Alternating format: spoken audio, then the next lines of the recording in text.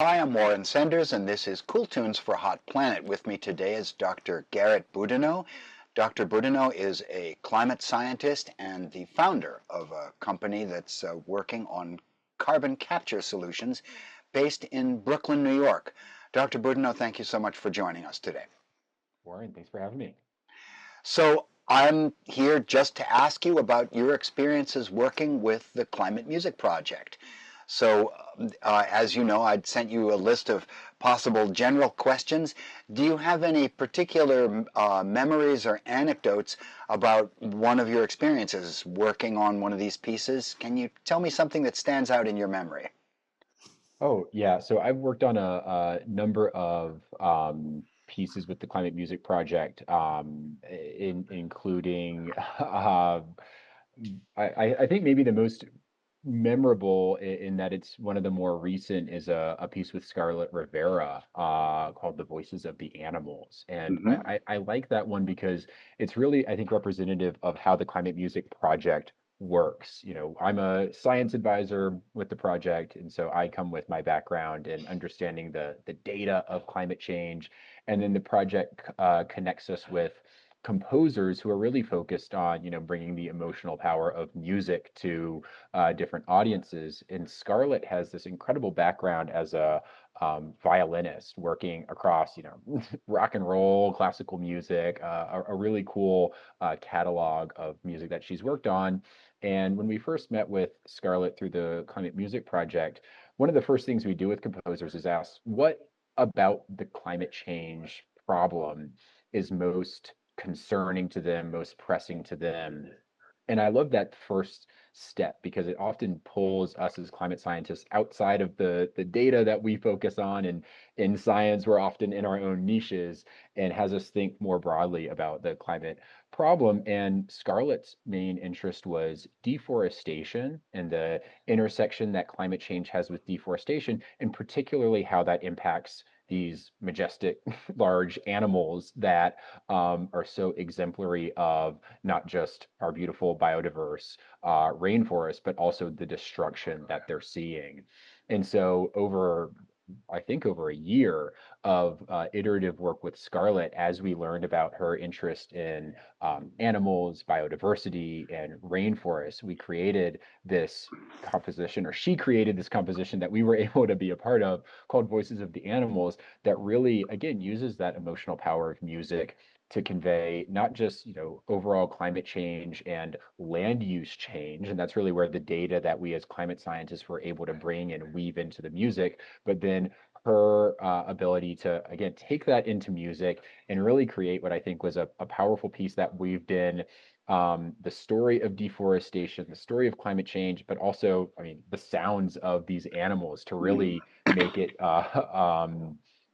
palpable, that change that's happening on these creatures. So that was one that we were able to launch. I think it was a full year ago is when we debuted that. But I remember when we presented that and when she played that publicly at an event in New York's Climate Week last year, you could just feel everyone in the room really getting that emotional power of not just the impact of climate change, but again, the specific changes that are happening to these animals that we all think of and care about. So, with when you bring climate science expertise, and correct me if I'm wrong, what I get is a sense that the musicians, not being climate scientists, have a different perspective on this, and they may divide the universe, the scientific universe, into different categories. They may use an alternate taxonomy to the one that you guys think of as a default. And I imagine that forces you into some new territory in terms of finding analogies and finding ways to link data to data to other data, I guess. 100%. I mean, and I think that deforestation story with Voices of the Animals is a good case study there because, yeah, again, she was really focused on, things like jaguars and gorillas that are, part of these biodiverse rainforests. But we're looking at this from kind of global land use change through the past several centuries, or even focusing on specific rainforests like the Amazon or the Congo Basin. And so it was this iterative process of finding out where exactly those two narratives, the very micro scale of specific species, all the way to the macro scale of CO2 in the atmosphere, and then trying to bridge that in between. And so that's where, we went through the whole, we played with every potential climate science story that we could therein. Everything from how the burning of or destruction of certain forests can liberate CO2, put it out into the atmosphere, how it reduces the forest's natural ability to absorb CO2 and lock that away in soils, and then all the way to I think we even played with the specific row crops that are being used in Brazil that are replacing some of these forests, and how soy has different ecosystem impacts relative to the forests that were there. And so yeah, it exactly to your point, it pulls us out, it has us kind of think about a different lexicon. But ultimately, I really like that because one of the reasons I like working on the climate music project is so much of our work in climate science, again, is siloed off. We're in our niches, we're talking to each other. And often the things that we are concerned about or the data that we're generating isn't what the public cares about or thinks about, or is not in the language that they use. And I think that's what these artists are so. I mean, that's really where artistry comes in, is being able to communicate and evoke emotion for audiences. And so, again, I think we can talk about land use change all we want, but like even that is that phrase is jargon in the Yes. science community. But thinking about jaguars, right? Like that's something that it just immediately it evokes an image, and hearing in Scarlett's piece the actual sounds of jaguars, I think then just really bridges the types of science that we think about to audiences, and makes the whole discussion around climate change much more tangible. There was a relatively recent study that showed, I think, that uh, even when you present people with facts that contradict their established viewpoint, the facts actually reinforce the delusions rather than persuading them. And it seems to me that this is also true of people with a scientific mindset, is that we persist in the delusion that showing people facts will convince them, and we will continue to hold that viewpoint regardless of how many studies showing otherwise are offered to us. And so this is perhaps a rare example of the Dunning-Kruger effect as applied to highly intelligent, thoughtful people, who nevertheless, this is what happens to me. I'm a composer, but I still believe in the power of data, and it is absolutely embarrassing to me as a human being that any of my fellow human beings could be so easily deluded. And but that, I think, really underlines the power of emotion in communication. Did you find yourself emotionally moved in ways that you're not necessarily when you're simply working with data? Yes. I mean, absolutely. And it's funny, we often don't, or at least I, as a science advisor, often don't hear the piece from start to finish until we Mm. actually, release it, and until I get to visit or hear one of um, the first performances. And I think that's a unique thing about the Climate Music Project. They specifically focus on live performances. And so this isn't a project where we create a composition, create a YouTube video of the piece and then put it out. Instead, they really focus on using the composition specifically for live performances. And so all of that is to say, when you're sitting there at a live performance of this, the Mm. emotion of that music really comes across so much more strongly than listening to it in the background while you're doing a million different things. Another piece that I worked on with a composer, Ted Whiprod, and a number of us at the Climate Music Project over several years, was a piece called On the Brink.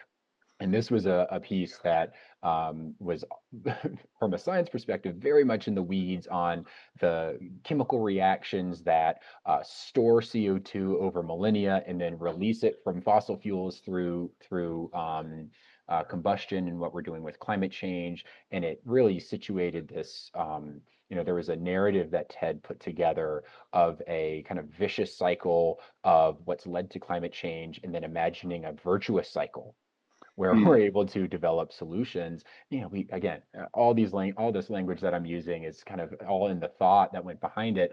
But then about a year ago, uh, we actually got to hear the piece performed live, and it's a violin concerto. And so Mm. there's a violinist that's playing the lead role, and there's an orchestra behind.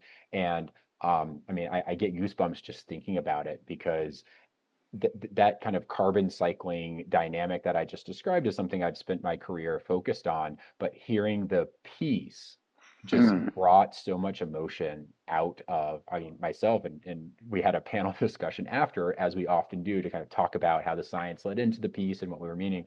But I remember so much of, unfortunately, my discussion during the panel was just like, wow, that was amazing.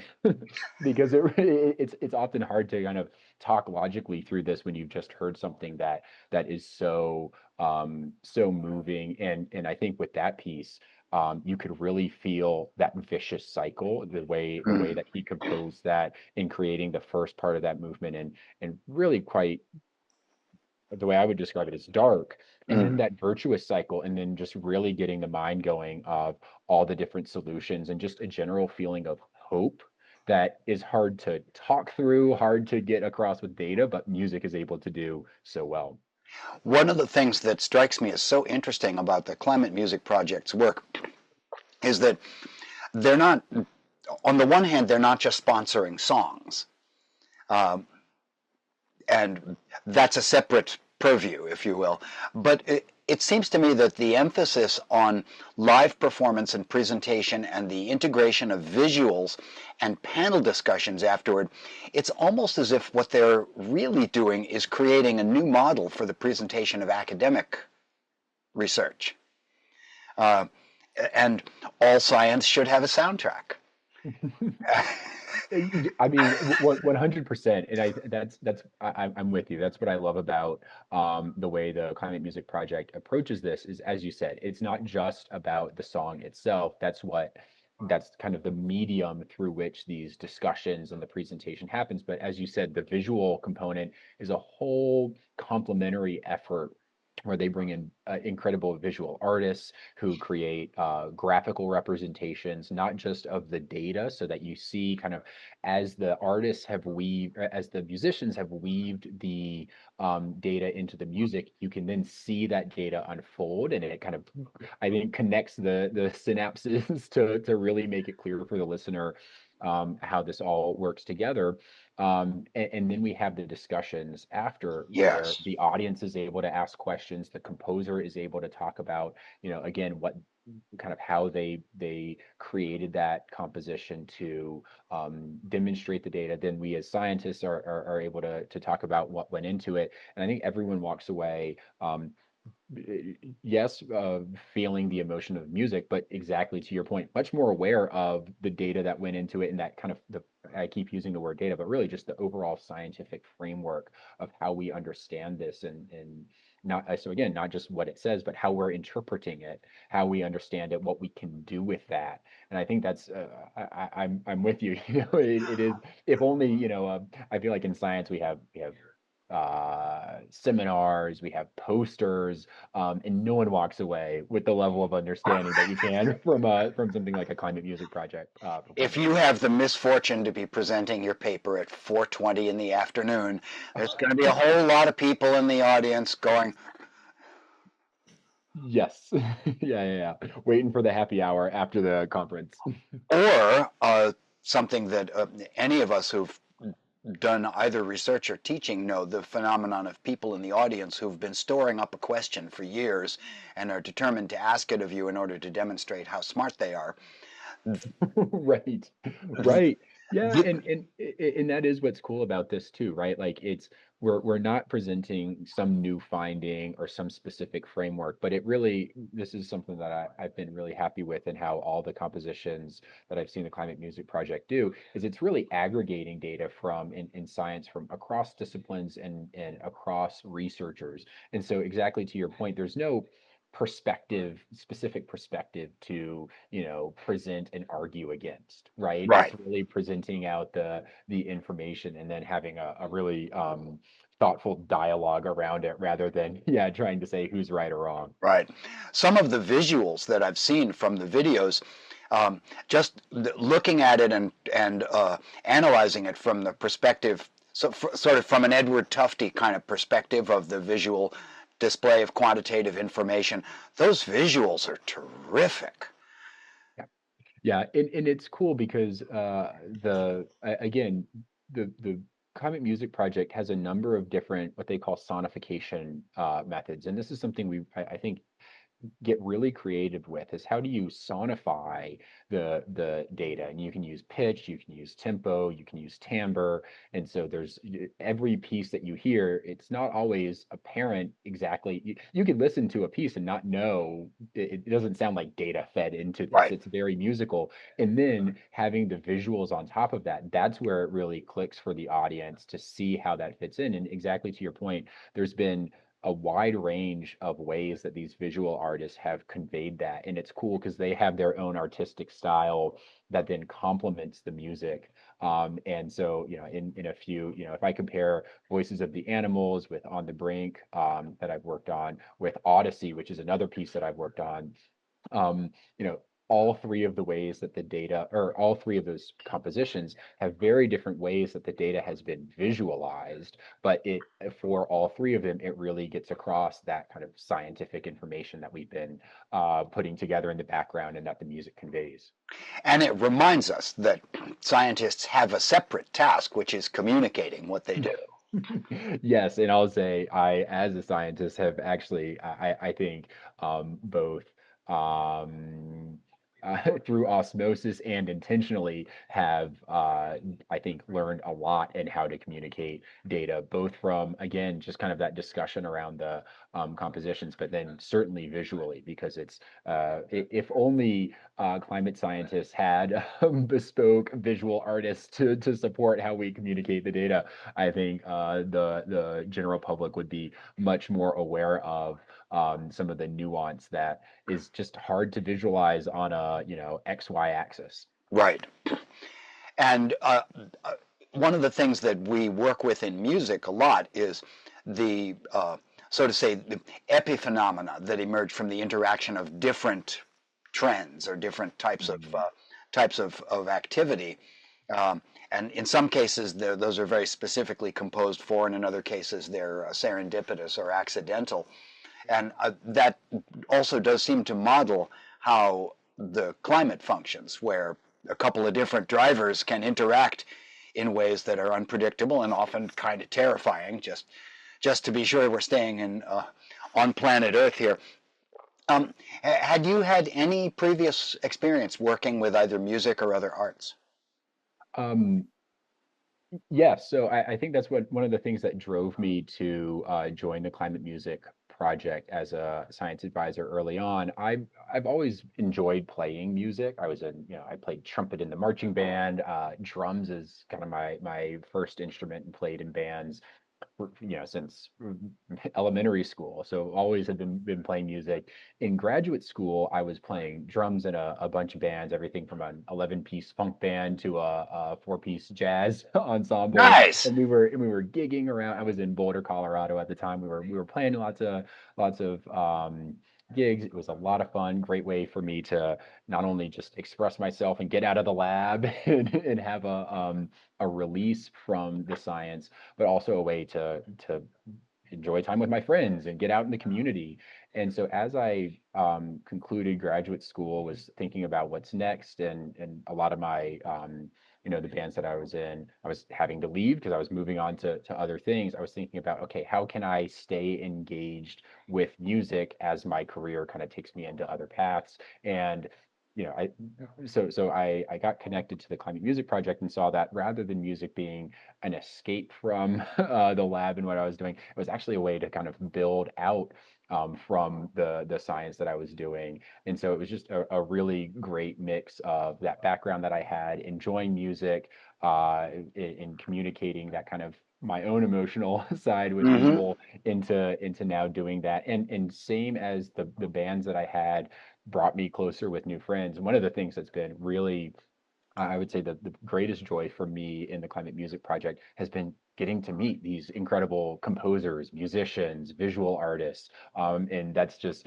I mentioned Ted Whiprud, the composer for On the Brink. He's also based in Brooklyn, and so he and I were able to meet up over coffee in our neighborhood and chat through this. And so it's also just that community that I've been able to build with like-minded people who care about climate change but think about it in very different ways has been really personally fulfilling. Well, clearly we have the basis for a very long and very enjoyable conversation. I could go on with this forever. Is there anything that you really want people to know? Oh, well, I guess about the climate music project, I'll say we've got another exciting piece coming out with an artist named Rain Stern, and she is kind of a proper young rock and roll artist, singer-songwriter, and that is, each of the compositions is very different. I've mentioned, On the Brink was proper violin concerto. Scarlett Rivera's was kind of much more kind of ambient, experimental. Eduardo del Signare's Odyssey was much more kind of, again, ambient, experimental. Rains is going to be much more of like a rock and roll and dance piece, and Hmm. so that's one that I just want to put on folks' radar. I think that we're going to have much more of a as much as we do the live performances, I think that one is going to have a broader kind of online scope just because of the generation that she's in and the and the way that music is presented. And the thought of Um, having a rock and roll and dance concert followed by a discussion panel, it's just too good. yes, I actually think it's going to be really really inspirational. So I'll just put that out on folks' radar as something to Awesome. look out for. Garrett Boudinot, thank you so much for joining me today. I really appreciate you taking the time. I hope we get a chance to meet again in the future. Warren, thank you, and likewise. Take care. Bye bye. Bye.